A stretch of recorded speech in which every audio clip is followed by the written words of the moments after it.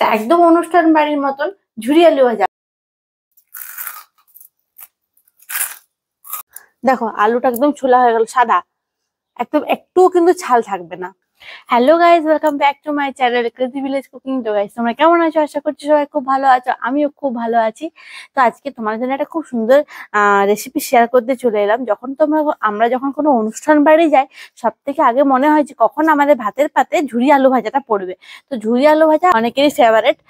তো যখন কোনো আমরা হয়তো বিয়ে বাড়ি যাই বা অনুষ্ঠান বাড়ি যাই, তখন মনে হয় যে কখন আমাদের ভাতের পাতে কিন্তু ঝুরি আলু ভাজাটা পড়ে। তো ওটা কিন্তু দারুণ লাগে। ভাতের পর যখন ঝুরি আলু ভাজাটা দেয়, ওটা দিয়ে মনে হয় যে অনেকটা ভাত খায়। তো আমার ছেলে একবার বিয়ে বাড়িতে খেয়ে এসেছে ঝুরি আলু ভাজা, আর একদম আবদার করছে, মা ঝুরি আলু ভাজা কিন্তু করতেই হবে। তো তার জন্য ছেলের আবদার মেটাতে ঝুরি আলু ভাজা করতে। তো চলো দেখে নাও কেমন ভাবে ঝুরি আলু ভাজা করে বিয়ে বাড়ির স্টাইল একদম। তো ফার্স্টে আলু নিয়ে নিয়েছি, গোটা গোটা আলুটা খুব সুন্দর করে আগে একদম সুন্দর করে ছালটা ছাড়িয়ে নিতে হবে।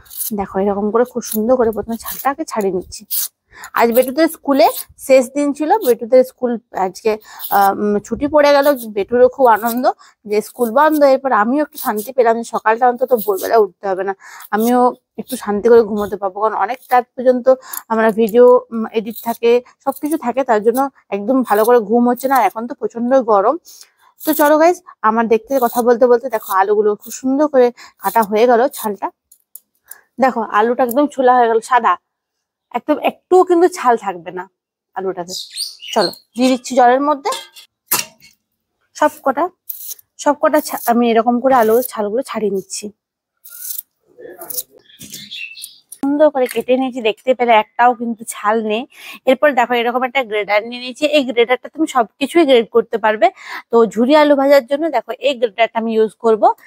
এখানে এটা দিয়ে গ্রেড করব। ভালো করে বসিয়ে নিচ্ছি।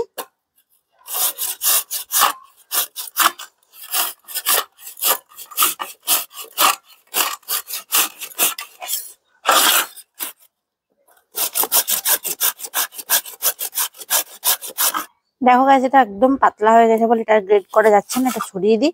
এবার নেক্সট আরেকটা নিয়ে নিচ্ছি। তো দেখো গাইজ, আমার ঝুরি দিয়ে খুব সুন্দর করে ঝুরি ঝুরি করে আলুগুলো কাটা হয়ে গেছে। এবার আলুগুলো খুব সুন্দর করে ধুয়ে নেব।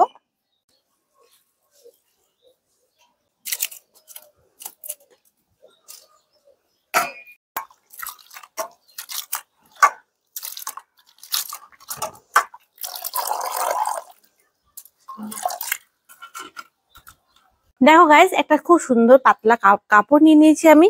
এরপরে কাপড়টা এরকম ভাবে রেখে আর এই আলুগুলো একদম শুকনো করে নেব।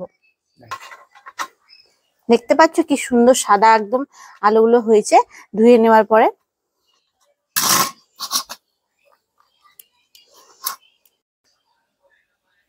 একদম শুকিয়ে নিচ্ছে আলুগুলো। শুকিয়ে নেওয়া হয়ে গেলে এই থালাটার মধ্যে আমি ঢেলে দিচ্ছি। একদম পাতলা কাপড়ে করে আলুগুলো একদম শুকিয়ে নিয়েছি।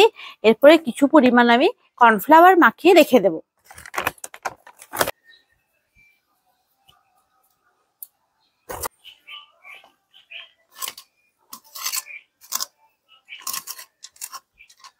এরপর কড়াই চাপিয়ে দিয়ে দিচ্ছি সাদা তেল। আলু ভাজার জন্য একটু বেশি পরিমাণে তেলটা লাগবে। কি হয় না, আলুটা একটু ডুবতে হবে, আলুটা বেশ ছাকা ছাকা হবে, তার জন্য তেলটা পরিমাণ একটু বেশি লাগবে। তো চলো ম্যারিনেট করে রাখা আলু আমি দিয়ে দিচ্ছি তেলে।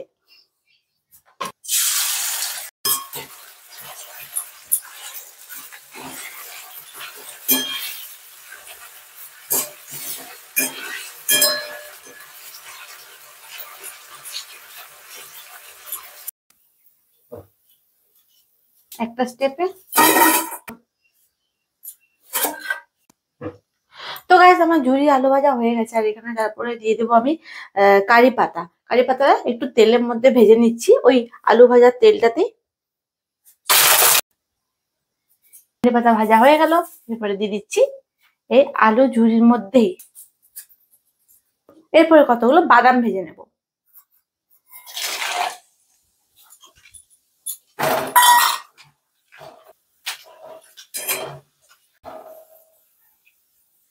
গরম গরম বাদাম ভাজা হয়ে গেল।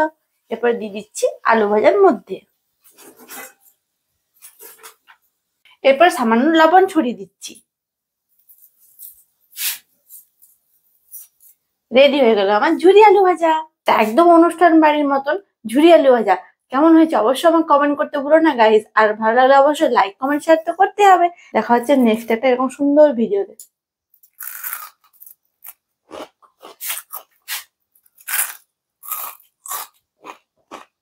Ta-da!